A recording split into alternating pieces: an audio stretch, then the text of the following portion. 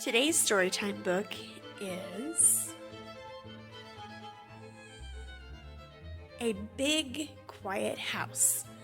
This is a Yiddish folktale from Eastern Europe. Retold by Heather Forrest, illustrated by Susan Greenstein.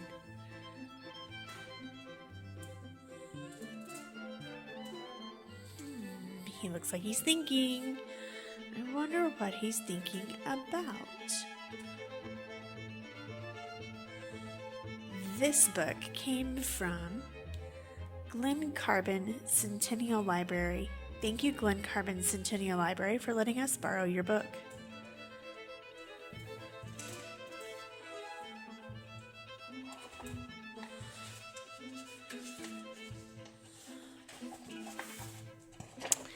A Big Quiet House, a Yiddish folktale from Eastern Europe, retold by Heather Forrest, illustrated by Susan Greenstein. This is an August House Little Folk book. And where's the dedication page? For my grandmother Sadie and my grandfather Nathan from HF. And then to my husband Phil and my daughter Gina from SG.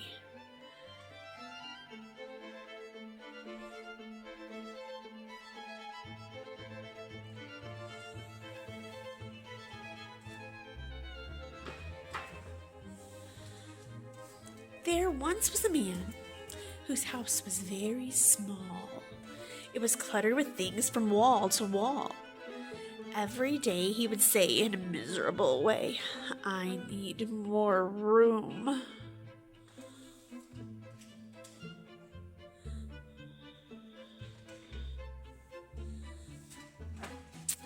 One night he tossed and turned in his bed. His wife's snoring and his children's giggling annoyed him. He covered his ears and grumbled, "There is too much noise. If I had a big, quiet house, I'd be able to sleep." As he lay awake, he thought about the wise old woman who lived at the edge of the village. "Perhaps she can solve my problem," he muttered. He threw off his covers, jumped out of bed, and went to seek the wise old woman. He knocked impatiently at her door. She slowly opened it and said, "It's the middle of the night. Why are you here?" "I can't sleep," complained the man. "My wife snores the whole night through. My children annoy me, my giggling too. What is a tired man to do? Can you possibly solve my problem? I need a big, quiet house." The old woman scratched her head. She considered a moment, and then she said, "Solve your problem? Yes, I can. But first, I must think of a plan." Her face spread with a smile. "Go home and bring a big red chicken in the house with you," she suggested. "A chicken?" asked the man, a bit bewildered.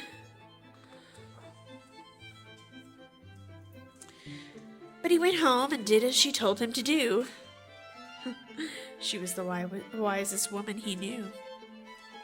He caught his big, red, squawking chicken. He brought her into the kitchen and let her go. The chicken strutted under the table. "How is a chicken going to make my house bigger?" he wondered. He went to his room, climbed into his bed, pulled the covers to his chin, and tried to fall asleep.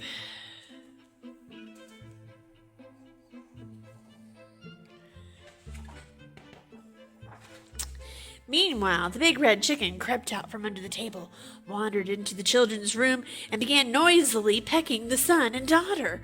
"Bop, bop, bop, bop, bop." The wife tumbled with a thump onto the floor and chased the chicken. Feathers were flying, the children were crying, the wife was sighing, and the man couldn't sleep. He threw off his covers, jumped out of bed, and went to the wise old woman's house.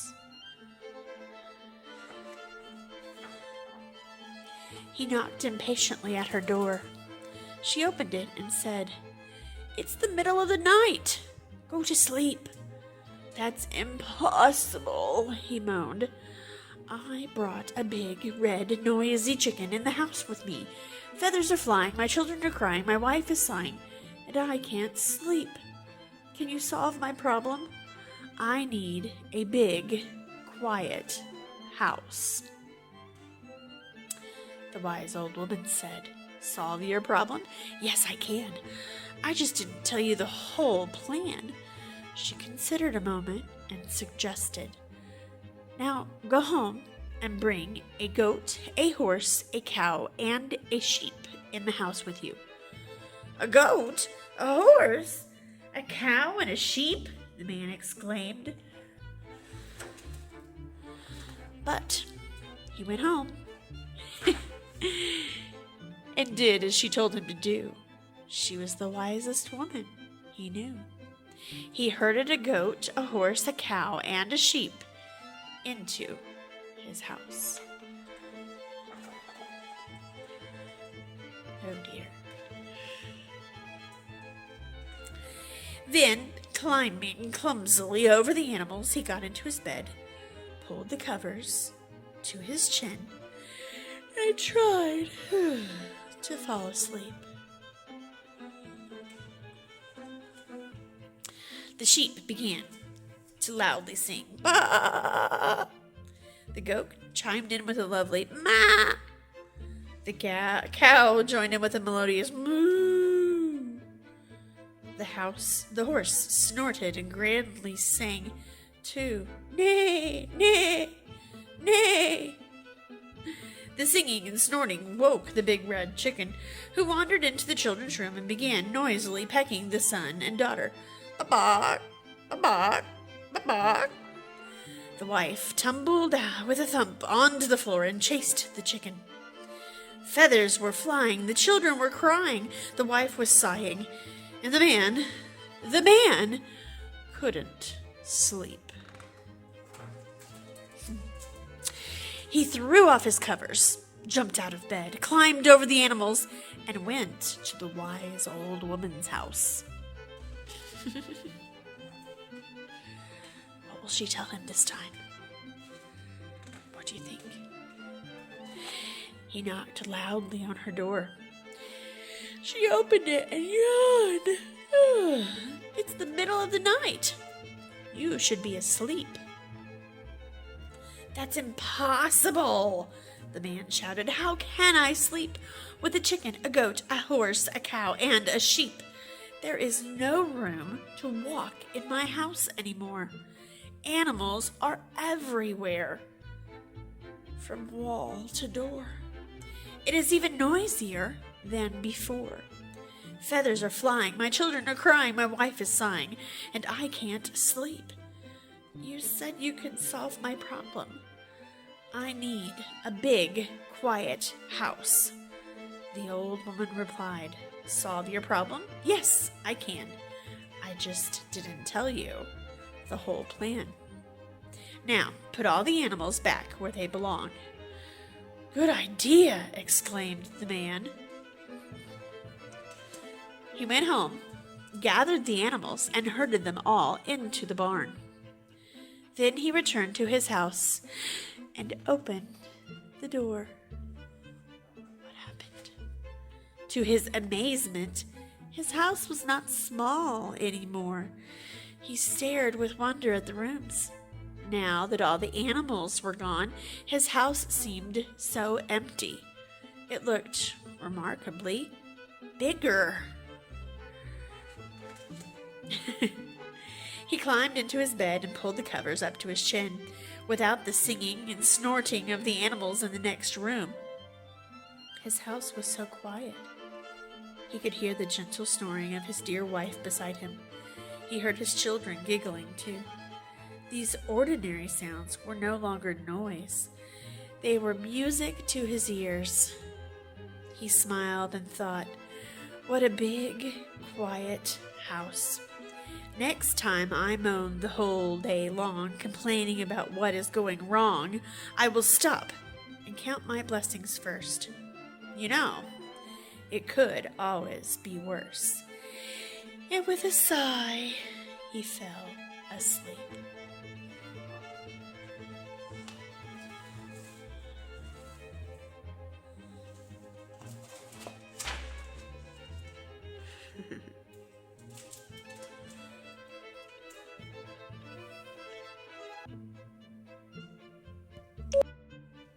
In the back of this book, the very, very back, there's a page that says, about the story. Let's read that. A Big Quiet House is based on a popular Yiddish folk tale and takes place in a shtetl, or a Jewish town in Eastern Europe. During the 18th, 19th, and 20th centuries, Jewish communities thrived in a geographical region bordered by Poland on the east, Russia on the west, Latvia on the north, and Romania on the south. Although Eastern European Jews often spoke local languages to those who lived in the countryside around the Jewish ghettos, it was the Yiddish language which united the diverse Jewish population as a Mamloshn, or mother tongue. While Hebrew was the language of prayer, Yiddish, an eclectic mixture of German, Polish, Russian, and Hebrew, was the language of conversation, witty expressions, and storytelling. Jewish people of this era maintained a strong cultural identity despite constant persecution. The shtetl communities were destroyed by the ravages of World War II. Yet the Yiddish culture of this region has been preserved in the folklore carried by immigrants throughout the world. At home, as a child, I delighted in hearing my older relatives, who immigrated to the United States from Eastern Europe, sprinkle their conversations with Yiddish expressions, both comical and wise. A Big Quiet House features a wise advisor who inspires a distressed man to view his personal problem with some relativity. Looking at small problems in the light of all troubles somehow diminishes the discomfort. A wry, comical example of Talmudic reasoning, this tale reflects the hopeful and philosophical approach to difficulties, which has helped to sustain the Jewish culture throughout its long history. Everyone has problems of one sort or another.